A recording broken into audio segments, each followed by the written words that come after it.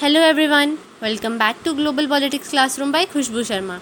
In this video, we are gonna cover 73rd Amendment Act of 1992. In the previous video, we have already covered the Panchayati Raj Act and the committees involved in it. Let's get started. In 73rd Amendment Act, we will cover two things. The first is significance of this act and second one is features of this act. जैसे कि पिछली video में हमने पढ़ा, पंचायती राज को constitutionalise कराने के लिए एक एक्ट पास किया गया जिसका नाम था 73rd constitutional amendment act of 1992। अब इस एक्ट की सिग्निफिकेंस क्या है, इम्पोर्टेंस क्या है? सबसे पहले तो ये, इस एक्ट ने हमारे इंडियन कॉन्स्टिट्यूशन में एक पूरा का पूरा पार्ट ऐड कर दिया। पार्ट 9th बोला जाता है जिसको। इस पार्ट का नाम द पंचायत्स रखा गया और इसमें आर्टिकल 243 टू 243O तक के प्रोविजंस ऐड किए गए। और इसके साथ साथ ही इस एक्ट ने एक न्यू शेड्यूल ऐड किया कॉन्स्टिट्यूशन में जिसका नाम था 11 शेड्यूल। और इसमें 29 फंक्शनल आइटम्स ऐड की गई जो पंचायत्स में होती हैं कि पंचायत की फंक्शनिंग कैसे होती है। इन एडिशन इस एक्ट ने आर्टिकल 40 जो हमारे इंडियन कॉन्स्टिट्यूशन का आर्टिकल 40 है उसको प्रॉपर शेप दी। आर्टिकल 40 जो कि directive principles of state policy के अंडर आता है, उसमें ये लिखा है कि जो स्टेट हैं उनको कुछ इम्पॉर्टेंट स्टेप्स लेने चाहिए ताकि वो विलेज पंचायत को ऑर्गेनाइज तरीके से रख सकें और उनको कुछ पावर दें, कुछ अथॉरिटी दें ताकि वो प्रॉपर फंक्शनिंग कर सकें as a unit of self government.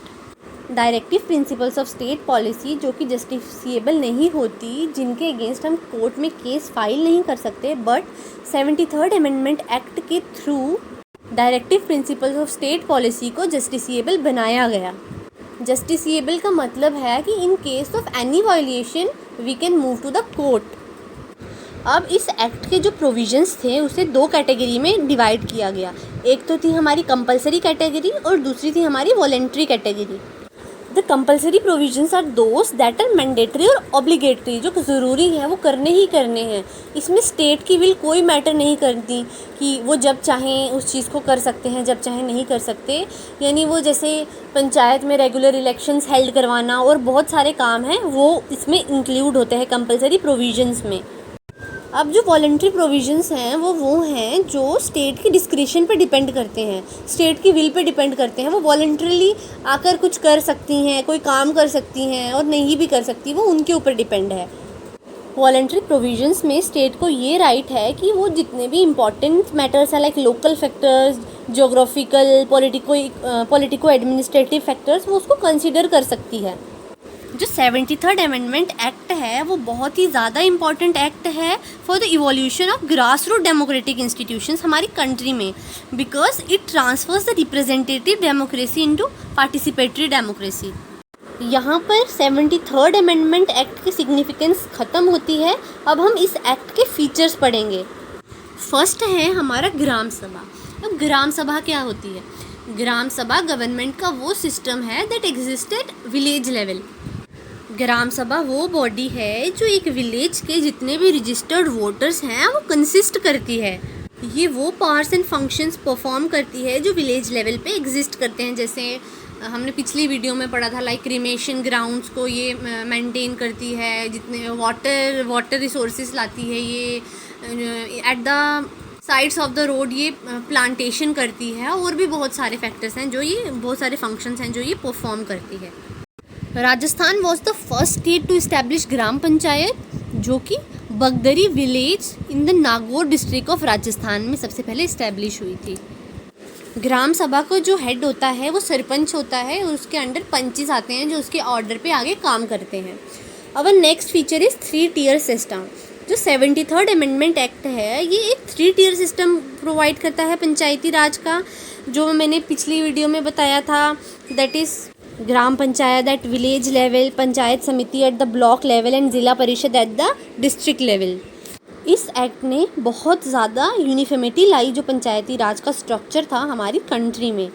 तो एक स्टेट जिसकी पॉपुलेशन 20 लाख से ज़्यादा ना हो वो पंचायत कॉन्स्टिट्यूट करता है एट इंटरमीडिएट लेवल।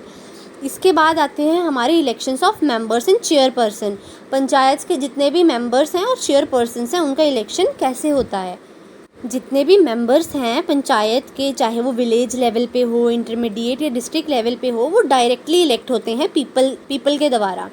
बट जो चेयरपर्सन है पंचायत का इंटरमीडिएट और डिस्ट्रिक्ट लेवल में, वो इनडायरेक्टली इलेक्ट होता है उन मेंबर से जिन लोगों ने उनको डायरेक्टली इलेक्ट किया है। इसके बाद आता है रिजर्वेशन ऑफ सीट्स। ये जो 73rd अमेंडमेंट एक्ट है, इसने रिजर्वेशन भी प्रोवाइड की है शेड्यूल्ड कास्ट के लिए, शेड्यूल्ड ट्राइब्स के लिए, विमेन के लिए। ये जो एक्ट है ये 1/3 रिजर्वेशन प्रोवाइड करता है from the total number of the seats from women.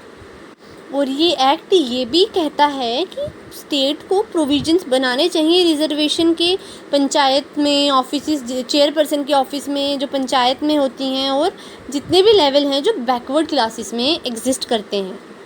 Next point है हमारा ड्यूरेशन ऑफ पंचायत, इनका टेन्योर कितना होना चाहिए। ये जो एक्ट है ये 5 year term of office provide करती है पंचायत की, और इन सर्टेन सर्कमस्टांसिस ये अपनी टर्म कंप्लीशन से पहले भी डिसॉल्व हो सकती है जो पंचायत है। फ्रेश इलेक्शंस होने चाहिए पंचायत के जब ये इसका टेन्योर कंप्लीट हो जाता है, चाहे 5 ईयर के ड्यूरेशन से पहले हो, और उस केस में भी होना चाहिए जहाँ पर जो पंचायत है या कोई भी जनरल असेंबली है वो डिसॉल्व हो जाती है अपने कंप्लीशन, अपने पीरियड के कंप्लीशन से पहले या from the date of its dissolution. अब इसका है कि डिस्क्वालिफिकेशंस क्या होनी चाहिए। क्वालिफ़िकेशन तो ये होगी कि एक पर्सन वहाँ के एरिया का सिटीज़न होना चाहिए, इंडिया का सिटीज़न होना चाहिए, 21 ईयर्स की एज होनी चाहिए उसकी। बट अब यहाँ बात हो रही है कि डिस्क्वालिफ़िकेशन किस किस बेसिस पे उसका किया जा सकता है। अगर वो कोई क्राइम करता है या फिर स्टेट लेजिस्लेचर ने कोई भी लॉ बनाया है, इम्प्लीमेंट कर रहा है वो वहाँ, तो उसके तहत उस पर्सन को डिस्क्वालीफाई कर सकता है। हाँ, पर कोई भी पर्सन इस बेस में डिस्क्वालीफाइड नहीं हो सकता कि वो 25 ईयर्स का नहीं है, 25 ईयर्स से कम है। अगर 21 ईयर्स उस पर्सन की एज है तो वो कंटेस्ट कर सकता है इलेक्शन। और जितनी भी डिस्क्वालिफिकेशंस हैं वो स्टेट लेजिस्लेचर जो है वो डिटरमाइन करता है। इसके बाद हमारा आता है स्टेट इलेक्शन कमीशन। जो हमारा स्टेट इलेक्शन कमीशन होता है वही सुपरवाइज़ करता है, डायरेक्ट करता है, कंट्रोल करता है और प्रिपेयर करता है इलेक्टरल रोल्स को, और इलेक्शंस को वो कंडक्ट करवाता है टाइम टू टाइम। ये रोल होता है हमारे स्टेट इलेक्शन कमीशन का। इसमें एक स्टेट इलेक्शन कमिश्नर होता है जो कि गवर्नर अपॉइंट करता है। उसका कितना सर्विस का पीरियड होगा, कितना टेन्योर होगा उसका, वो भी गवर्नर ही डिटरमाइन करता है। उसको और किसी भी ग्राउंड्स में रिमूव नहीं किया जा सकता except in the manner and on the grounds prescribed for the removal of a जज of the state high court. जिस बेसिस पे एक स्टेट हाई कोर्ट के जज को रिमूव किया जा सकता है, सिर्फ उसी बेसिस पे स्टेट इलेक्शन कमिश्नर को भी रिमूव किया जा सकता है। जो स्टेट लेजिस्लेचर है वही सारे प्रोविजंस बनाती है जितने भी मैटर्स हैं जो इलेक्शन स्पेशली पंचायत के इलेक्शन से रिलेट करते हैं।